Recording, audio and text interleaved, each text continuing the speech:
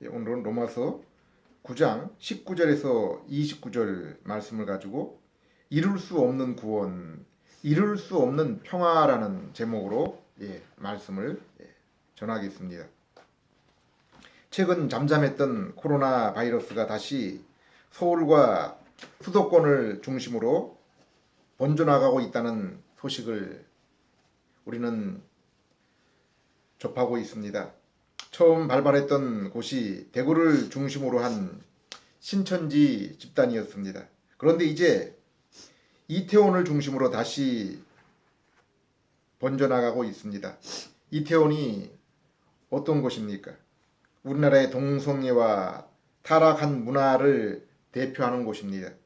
코로나가 신천지와 이태원 클럽을 중심으로 창궐하는 모습을 볼 때 이것이 하나님의 세상을 향한 경고라는 생각을 지울 수가 없습니다. 성도는 참새 한 마리도 하나님의 뜻이 아니면 떨어질 수 없다는 하나님의 주권과 섭리, 곧 하나님의 다스리심을 잊어서는 안 됩니다. 사도 요한이 주님의 음성을 듣고 그 당시의 교회들에게 보낸 편지가 요한계시록입니다. 그리고 교회들에게 보낸 경고는 두 가지입니다. 곧 영적인 간음과 음란에 대한 경고입니다. 우상 숭배와 도덕적인 타락에 대해서 경고하고 있습니다. 하나님께서는 인류 가운데 하나님의 백성을 보호하기 위해서 노아의 홍수, 바벨탑 사건, 소돔과 고모라, 그리고 가나안의 멸망, 폼페이의 멸망 등을 통해서 이 세상의 극적인 타락을 막아오셨던 것을 볼 수 있습니다. 사도 바울은 데살로니가 후서 2장을 통해서 인류에게 역사하는 불법한 자들의 활동을 지금은 억제하고 계시지만은 마지막 날의 어느 때에는 이러한 불법한 자의 활동을 막지 않을 시기가 있을 것이라고 했습니다. 성도에게 있어서는 예나 지금이나 이 땅에서의 삶은 몸에 맞지 않은 옷을 입은 것처럼 이 땅에서의 그 생활이 스스로도 우리 자신에게 불편하고 또한 세상의 눈에도 세상 사람들의 눈에서도 우리의 모습이 어색하고 이상하게 보일 수밖에 없습니다. 죄 가운데 죄와 마귀의 종로로 타는 대다수의 사람 속에 그들의 방식을 따르지 않고 의와 거룩을 쫓는 성도의 그 삶의 스타일은 세상 속에 눈에 띌 수밖에 없고 그들의 눈에 거스르며 또 그들을 불편하게 만들 수밖에 없는 것입니다. 그래서 바울도 자신과 성도의 이 땅의 삶에 대해서 자신이 세상을 십자가에 못 박고 세상 또한 자신을 십자가에 못 박는다라고 했습니다. 바울은 죄로 인해 하나님을 떠나 하나님의 형상을 잃어버리고 우상을 숭배하고 도덕적인 그 타락 속에 살아가는 삶이 이 땅의 모든 인생의 한결같은 패턴, 모습이다라고 말하고 있습니다. 로마 3장에 그 패턴에서 벗어난 사람은 한 사람도 없다라고 했습니다. 에베소 2장에서는 죄와 허물로 너희는 하나님을 향해서는 하나님과의 그 관계에서는 죽은 상태라고 했습니다. 공중의 권세 잡은 자를 따라 마음과 육신이 원하는 것을 하는 그러한 삶을 살아가는 자들이라고 했습니다. 그러나 하나님의 백성은 십계명, 곧 하나님과의 바른 관계와 사람에 대해서도 성결한 삶을 지키며 살아간다고 성도의 삶의 기준을 십계명에 분명하게 정해 놓았습니다. 이 십계명은 사람으로는 할 수 없지만 중생한 성도는 이 계명을 지키는 삶이야말로 성도의 삶의 기쁨과 힘이 되며 이를 벗어난 삶이 그들에겐 참으로 불편하며 그래서 곧바로 회개하고 하나님께로 돌이키는 삶을 날마다 살아가게 되는 것입니다. 하나님은 이러한 죄인을 긍휼히 여기셨습니다. 그래서 공의와 인자의 하나님이 우리의 죄를 용서하시고 사하시기 위해서 하나님의 아들 예수님이 육신을 입으시고 이 땅에 오셨고 십자가에서 죽임을 당하신 것입니다. 이것이 바로 신구약의 핵심적인 내용, 곧 복음인 것입니다. 그리고 성령 하나님이 허물과 죄로 하나님을 향해 죽은 영혼을 살리실 때 이 복음을 받아들이고 예수님을 구세주로 믿어 죄의 용서를 받고 하나님과 화목을 이루며 또 성령께서 친히 우리 안에 내주하셔서 우리가 하나님의 자녀로서 하나님을 아버지라 친근하게 부르게 되는 것입니다. 그리고 성령께서 중생한 심령에 새 성품을 심겨주시고 이제 죄와 정욕의 삶에서 그 방향을 돌이켜 의와 거룩과 진리에 순종하는 삶을 기뻐하는 삶을 살게 하신 것입니다. 그래서 바울은 갈라디아서 6장 15절에 할례를 받거나 할례를 받지 않는 것이 중요한 것이 아니라 중생 곧 새롭게 창조되는 것이 중요하다라고 그렇게 말씀하고 있습니다. 이 말씀은 신앙의 모든 형식적인 것이 아니라 성령의 중생을 통해서 예수님과의 인격적인 만남, 곧 생명의 관계가 있는가 하는 것이 성도에게 있어서 중요하다라고 말씀하고 있는 것입니다. 교회의 직분, 봉사, 세례, 예배의 참석 여부, 그리고 성도들의 그 평판이 아니라 예수님과의 믿음을 통한 그 만남이 이루어졌는가 하는 것이 중요하다는 것입니다. 세상에 이 문제보다 더 우선적이고 중요한 것은 없습니다. 그리고 이 만남이 이루어진 사람들은 예수님과의 이 관계의 소중함을 알기 때문에 예수님을 더 알아가는 일과 우리 예수님을 더 닮아가는 일을 삶의 목표로 삼으며 그로 인해 심령의 깊은 기쁨과 평화의 충만 가운데 살아가는 것입니다.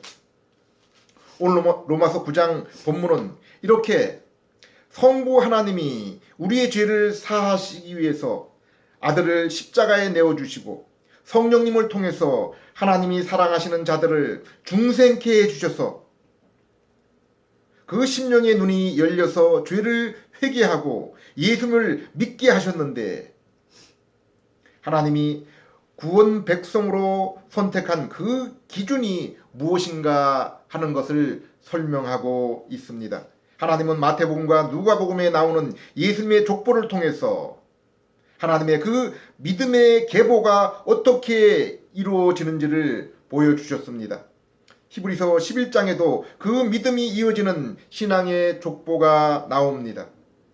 본문을 보면은 유대인인 바울이 자신의 동족, 형제, 친척들을 얼마나 사랑했는지 그 마음을 읽을 수가 있습니다.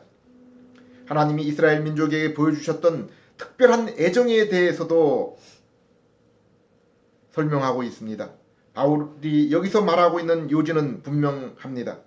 육신의 혈통, 자녀가 육신의 혈통과 그 자녀가 하나님의 자녀가 아니라 약속을 따라 난 사람들이 하나님의 자녀라고 했습니다. 아브라함의 자녀일지라도 인간의 그 뜻과 의도를 통해서 태어난 이스마엘이 아니라 하나님이 약속한 자녀인 이삭이 하나님의 자녀입니다.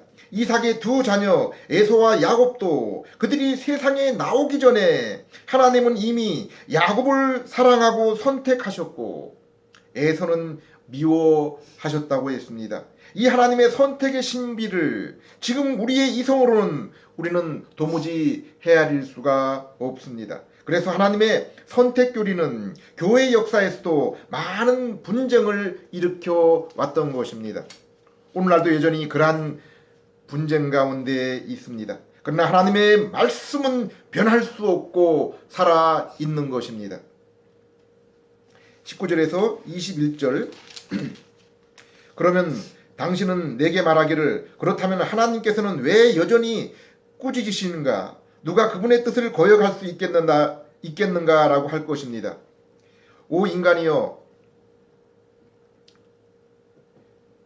당신이 도대체 누구이기에 감히 하나님께 말대꾸를 하는 것입니까? 만들어진 물건이 만든 사람에게 왜 나를 이렇게 만들었습니까? 하고 말할 수 있습니까? 또는 옹기장이가 같은 흙덩이를 가지고 한 덩이는 귀한 데 쓸 그릇을 다른 한 덩이는 천한 데 쓸 그릇으로 만들 권한이 없습니까? 이 하나님의 선택처럼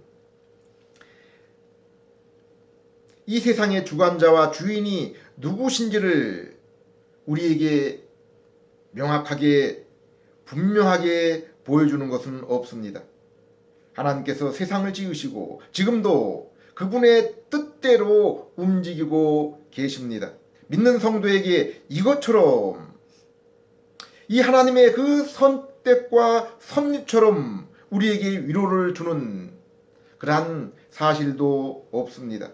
인생의 모든 선택과 행위가 사람의 주권과 뜻대로 되지 않은 것이 얼마나 감사한 일입니까?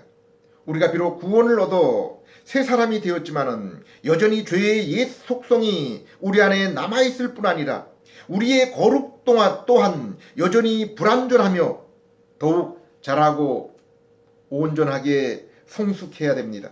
그런데 세상의 역사와 우리 인생의 그 결과를 우리의 그 생각과 뜻에 맡긴다면 어떡하겠습니까? 그러므로 우리가 아무리 계획할지라도 그 발걸음을 옮기시는 이는 하나님이라는 사실이 얼마나 다행이요 감사한 일입니까? 22절 23절 그런데 만일 하나님께서 진노를 보이시고 자기의 능력을 알리시기를 원하셨으면서도 멸망받도록 미리 준비된 진노의 그릇들에 대하여 크나큰 은혜로 참아주셨다면 그리고 영광을 받도록 미리 예비하신 자비의 그릇들에 대하여 그분의 영광이 풍성하다는 것을 알게 하고자 하셨다면 무슨 말을 하시겠습니까? 아직 믿지 않는 자들을 하나님이 진노하지 않으시고 참으시는 것은 그들이 회개하고 돌아오도록 우리 하나님께서 인내하시는 것입니다. 믿는 자들이 이 땅에서 시련과 고통 가운데 오랫도록 머무르게 하시는 것도 그분의 은혜의 풍성함을 믿는 자들이 알도록 하기 위함입니다. 물론 영혼의 그 시간 가운데 70년, 80년의 인생은 극히 짧습니다. 인류 역사 6천년은 지극히 짧은 기간이지만은 하나님은 그 가운데서 하나님이 구원을 위한 인내하심과 하나님의 은혜의 풍성하심을 우리가 발견하고 배워야 하는 것입니다. 24절에서 29절 하나님께서 부르신 자비의 그릇은 우리들인데 유대인들 가운데서뿐만 아니라 이방인들 가운데서도 불러주셨습니다. 이것은 그분이 호세아서에서 말씀하신 것과 같습니다. 곧 나는 내 백성이 아닌 자들을 내 백성이라 사랑받지 못한 여자를 사랑받는 여자라고 부를 것이다. 그리고 그들에게 너희는 내 백성이 아니다라고 말한 그곳에서 그들은 살아계신 하나님의 아들들이라 불릴 것이다. 그리고 이사야는 이스라엘에게 외치기를 이스라엘 자손의 수가 바다의 모래와 같을지라도 남은 자들만 구원을 받을 것이다. 주님께서는 땅 위에서 그 말씀하신 것을 온전하게 그리고 신속히 성취하실 것이다 라고 하였습니다. 또 이것은 이사야가 예언한 것과 같습니다. 곧 만군의 주님께서 우리에게 씨를 남겨두지 않으셨더라면 우리는 마치 소돔처럼 되었을 것이요 고모라와 같이 되었을 것이다. 하나님의 구원 계획은 특정한 지역, 특정한 민족에게만 있는 것이 아닙니다. 이 땅에 편만한 그 백성 모두에게 있는 것입니다. 그리고 노아와 아브라함과 이스라엘을 바로 하나님의 백성의 구원의 도구로 사용하신 것입니다. 그들이 특별한 사람들이 아닙니다. 특별한 민족이 아니라고 했습니다. 로마 11장 33절 깊도다 하나님의 지혜와 지식에 부유함이요 그의 판단은 측량치 못할 것이며 그의 길은 찾지 못할 것이로다. 사랑하는 여러분, 우리가 우리 자신을 아는데 우리의 구원과 인생의 걸음을 우리 손에 맡긴다면 얼마나 우리의 구원이 불안하고 우리의 그 삶의 걸음걸이가 위험하겠습니까? 그러나 우리의 구원은 삼위 하나님의 작품입니다. 성부 하나님의 선택하심, 성자 예수님의 십자가의 피 흘리심으로 모든 죄에 대한 용서, 성령 하나님이 우리를 중생케 하시고 거룩하게 하셔서 죄를 회개하게 하고 예수님을 믿게 하셔서 얻게 된 그 구원, 하나님과의 화목, 자녀된 그 자격, 거룩한 성품, 영원한 천국, 이 모든 것이 하나님이 우리를 위해서 하시고 베푸신 것입니다. 이것이 모두 하나님이 하신 것이라는 작품이라는 그 사실이 우리에게 얼마나 감사한 일입니까? 얼마나 우리에게 안전한 일입니까? 성부 하나님이 계획하시고 택하시고 성자 예수님이 대신 죄값을 치르시고 성령 하나님이 우리를 인도하시고 믿게 하셨는데 어떻게 우리의 구원이 잘못될 수 있겠습니까? 또한 천국에 이를 때까지 우리를 말씀 가운데서 인도하셔서 날마다 더욱 거룩하게 더욱 기쁨과 평강이 풍성하게 하셔서 더욱 우리를 통해서 하나님의 영광을 드러내게 하십니다. 그리고 성경이 우리에게 하신 말씀입니다. 너희가 어떤 민족, 어떤 신분, 과거의 어떤 행적과 상관없이 이 시간도 너희가 이 복음을 듣고 예수님께 나아오라라고 초청하고 계십니다. 이 복음을 듣고 예수님을 믿는 자마다 그들이 하나님이 참으로 택하시고 예수님이 피 흘리시고 성령님이 인도하신 하나님의 자녀라고 말씀하고 있습니다. 누군지 나 예수에게 나오는 자들을 내가 결코 외면하지 않을 것이라고 했습니다. 수고하고 무거운 짐진 자들아 다 내게로 오라 내가 너희를 쉬게 하리라. 누구를 차별하고 구별하는 것이 아니라 죄의 무거운 짐을 진 자 모두가 다 내게로 나오기만 하면 죄와 사망과 악한 마귀의 손에서 우리를 건져주시고 자유케 하시고 영생과 평강의 삶을 주시겠다고 약속하고 계십니다. 이 약속을 따라 우리 죄를 대신 지신 예수님을 믿어 참 생명과 참 안식을 누리시는 그러한 여러분 되시기를 부탁드립니다. 기도드리겠습니다. 하나님 아버지 감사드립니다. 죄로 인해 하나님을 떠나 사망의 악한 길에서 살고 있는 저희들에게 구원의 소식을 주심을 감사드립니다. 이 구원은 하나님이 직접 계획하시고 아들의 피를 통해서 이루시고 성령님의 인도하심으로 우리의 것이 되게 해주심을 감사드립니다. 이 시간도 이 소식을 듣고 예수님을 믿는 모든 이들에게 구원과 평강, 거룩의 삶을 주시옵소서.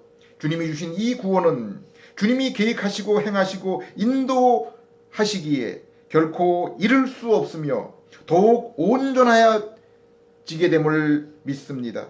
믿음을 통해 저희가 구원과 더불어 하나님이 약속하신 거룩한 예수님의 모습으로 더욱 변화되게 하옵시고 이로 인한 심령의 평화와 기쁨으로 세상의 환난을 인내하며 더욱 주님의 나라를 소망하는 그러한 저희들 될 수 있게 해 주시옵소서. 예수님 이름으로 기도드립니다. 아멘.